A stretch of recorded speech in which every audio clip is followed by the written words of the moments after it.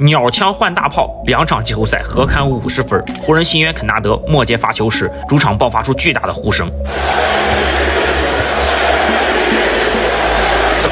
每当湖人队拿下胜利，老鹰的文森特便会被反复调侃，这位前湖人后卫到底是如何把自己的口碑打没的？这事还要从另一位湖人球员施罗德说起。2022年夏天，施罗德以1年264万美元的老将底薪重回湖人。22到23赛季，施罗德出战67场常规赛，场均交出12.4分、4.4助、2.5板，可谓物超所值。但彼时施罗德的底薪是因1年前拒绝湖人8400万续约的狂妄闹剧所致，绝非其实力的体现。而根据他赛场数据，也至少值得一份全额中产续约。与此同时，热火的文森特刚刚打出了生涯巅峰一击。2023年4月，热火后卫西罗在季后赛第1场便遭遇中指和无名指骨折，文森特临危受命，首发出战22场季后赛，场均12.7分、3.5助，3分命中率37.8%，不仅帮助热火完成了对雄鹿的黑8奇迹，还打进了总决赛。作为一名落选秀，文森特一时间成了草根逆袭的励志典范。2023年夏天，热火总裁莱利亲自飞去面见文森特，讨论续约事宜，这让后者受宠若惊，因为这是奥尼尔、韦德才可能享有的待遇。不过文森特还是希望聆听市场的报价。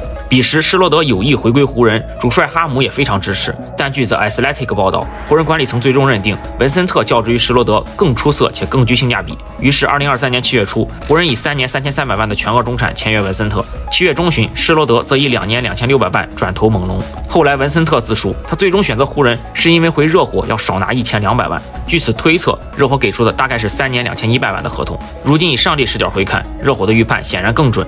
加盟湖人后，2023到24赛季，文森特只打了4场，就因左膝肌液无限期确诊，好不容易在12月下旬等来他复出的消息，结果仅与公牛打了1场后，他的左膝再度肿胀，只得接受关节镜手术，又静养了3个月。整个赛季只打了11场，场均19.8分钟，仅得3.1分、1.9助。其实文森特的伤病早有隐患。2017年2月，大3的文森特就曾遭遇左膝十字韧带撕裂的大伤，使本就不高的选秀行情直接落空。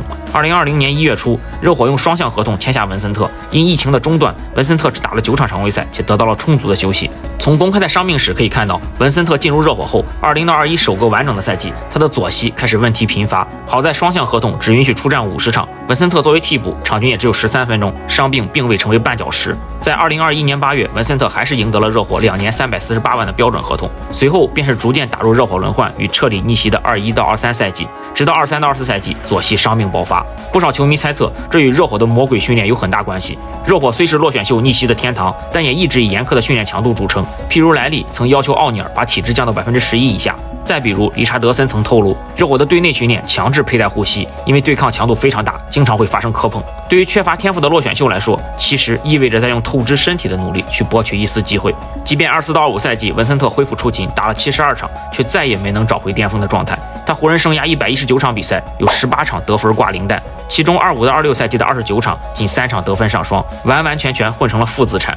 2026年2月，湖人用文森特加一个次轮签，从老鹰换来了射手肯纳德。文森特加盟老鹰后8场比赛，一共得了19分，而肯纳德只用5节比赛就拿了20分，并贡献了绝杀魔术的名场面。今年季后赛首轮，湖人处在缺少东契奇与里弗斯的危机边缘，肯纳德更是承担了大量持球发起进攻的任务。这时球迷才发现，他不只是个纯射手。残阵湖人系列赛以2-0领先，这下文森特总算将功折罪，称得上是真正的湖人侠了吧。